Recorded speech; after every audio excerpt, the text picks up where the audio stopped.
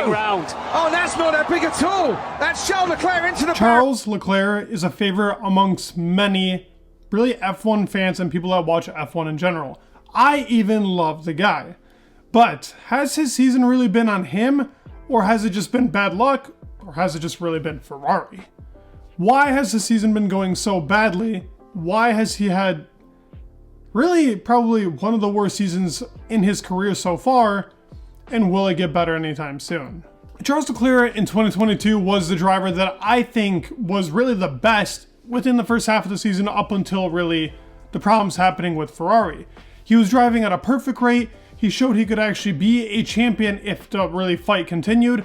Be Max in a couple of races, was genuinely on pace with him when the Ferrari car and Red Bull car were practically even, if not even faster than Max. When it came to quali, he was class, and he still is nowadays, winning practically every single pole position, always qualifying the car at its highest. Now, in 2023, these have been the race results so far in the 7 races we've had. They're pretty atrocious. Bahrain, DNF. Saudi, 7th.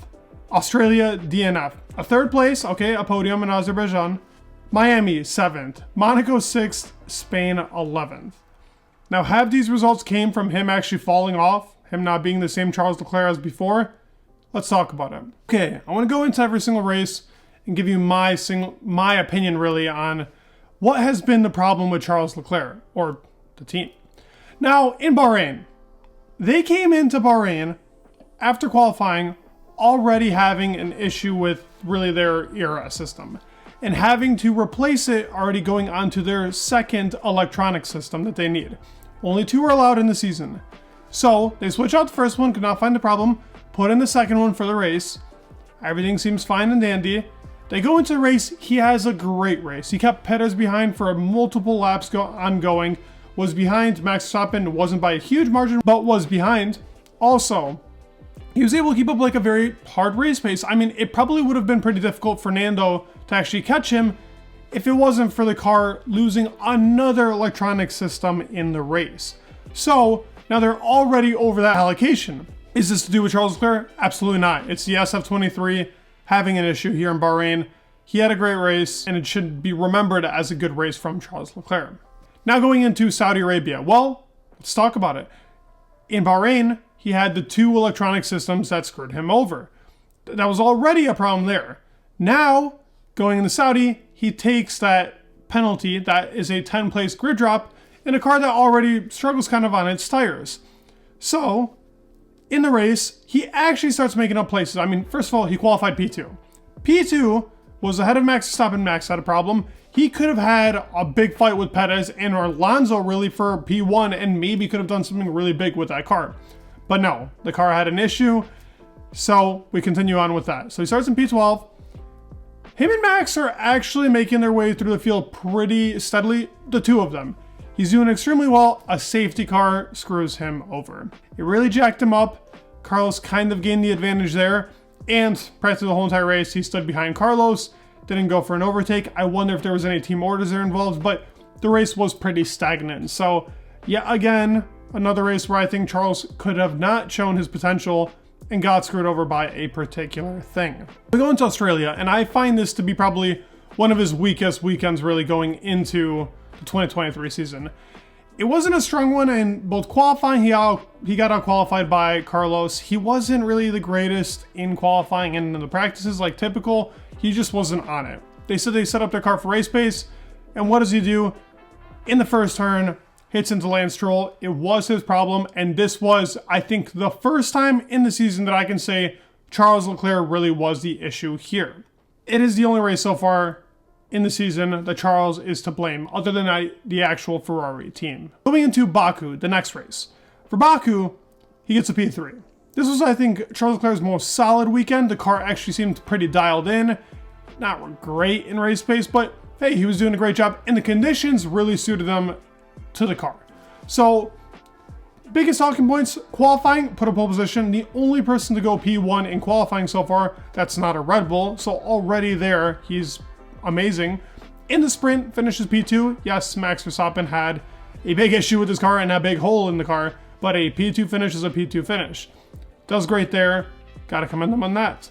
Now, in the race, he holds back Perez and Max for a small amount of 3 laps. But as soon as the RS happened, he lost them. Regardless of that fact, it was a decent start by him. He did not do bad. And in the race, he was great on his tires. And actually, by the actual cooling conditions happening in Baku, he was able to stay on those tires for a lot longer and keep a consistent pace enough for Alonso to not actually catch him within the last laps. So a great controlled race by Leclerc and his best race of the season, in my opinion. Yes, he did have a crash in the sprint shootout, but who really cares? It's a little bit of a front wing damage. It happens, it happens. Now we go into Miami, and this was another weekend, I would say, by Charles Leclerc. And to really his fault. He crashed in FP2. He crashes in qualifying. It's either FP2 or FP3. In the same exact spot. He makes both those issues. Then in the race, he's really nowhere. Now the car really didn't seem high on the hard tires. It was okay on its medium tires. But Carlos Sainz was able to keep himself ahead of Charles the whole entire race, regardless of the fact that he did out-qualify Charles. I find Charles to be the faster racer. So yeah, I think he should have caught Carlos. I think it should have been a lot more competitive a race. But those 2 crashes, this is where he got the Lecrash nickname, which completely undeserved.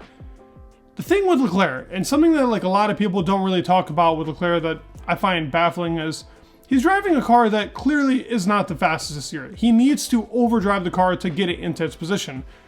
He is a guy that, from what I can tell, all the years that he's been in Formula 1, is a winner. He wants to win, and that is the name of the game, winning. That is who Leclerc is. So yes, he might overdrive the car. Yes, the occasional crash will happen, but those flying laps, those pole positions, what he can do in some races, the overtakes. I mean, like literally 2022 Silverstone, the guy was on the tires that were dying, those hard tires, overtook Lewis Hamilton, overtook really Perez even cutting the corner.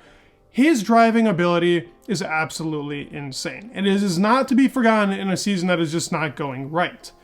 And this is where I want to mention it for Miami. It just was not a great Grand Prix in general for him. So what does he do? In Monaco, he retaliates, he gets a P3, and the team screws him over with really not telling him in where Lando was on his lap. This is such a continuous problem with the team. Ferrari is such a joke at this point when it comes to communications. Xavi, in particular, the guy that actually speaks to Charles Leclerc, is such a joke. It's so many issues happening with the team. I mean, even the tire compounds that they ended up choosing in Monaco. There was a point where Leclerc was third in the race. He was on hard tires. He could have just stuck on the hard tires and ended up getting P3 somehow. Like, the decisions made by Ferrari I find so interesting.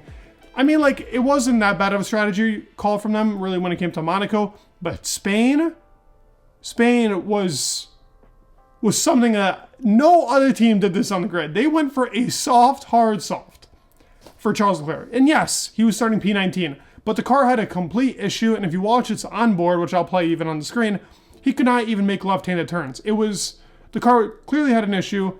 Yet again, another Charles Leclerc problem. It was just Ferrari being Ferrari, man. It's so insane to watch a driver at this caliber deal with the team. I mean, look at even Carlos Sainz calling out his own play calls, really going for different strategy calls. It's such a screw up on the team. They're making so many little mistakes within the inside. It's not even just strategy anymore. It's all of the above that I feel like is putting so much pressure on these 2 drivers, but in particular, the driver that I feel like can compete for a real championship. We saw it in 2022. I believe in 2023, if he had the exact same RB19, but I mean, put him in Sergio Perez's seat, he will perform 10 times better than what Perez is doing right now. And I mean that isn't Perez is a great driver, but Leclerc has that oversteered drive. He likes to drive like Verstappen. That would be such a competitive match, putting Leclerc and Verstappen. Those are 2 championship contender guys. That would be an insane seating for those 2 guys. I would love to see how Leclerc and Verstappen would be in the same car, but just going head-to-head every single race. He's a good driver that I think is super underrated in a lot of aspects, and I don't feel like he has had a fair, really, season this year. I don't think it's been bad luck. I also don't think that it's been to his fault. I just genuinely think that this Ferrari team is not suited for him. The luck has been bad, don't get me wrong, but the team has also just been not in their A game, and the driver is not to blame. I hope this season turns around, but it does not seem like Ferrari is going to make much of a turnaround. I hope it to be true, though. I hope that Leclerc actually gets a lot better results, another podium, hey, hopefully a win, and maybe in 2024 they can come back and compete for a championship. I don't know. Let's see what happens. Let me know your thoughts down below. Please leave a like, subscribe. It would mean the world, and peace.